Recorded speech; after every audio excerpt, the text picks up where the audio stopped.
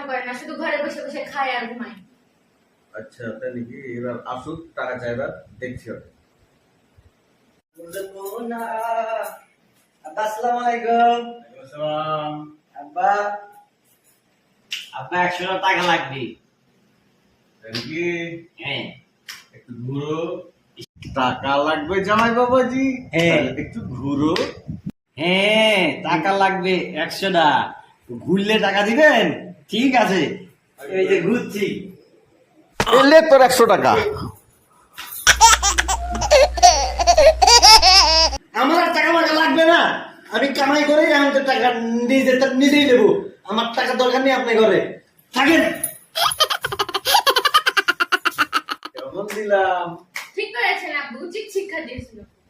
যেমন দিলাম ভাই, তাহলে আর জীবনেও টাকা চাইবো না।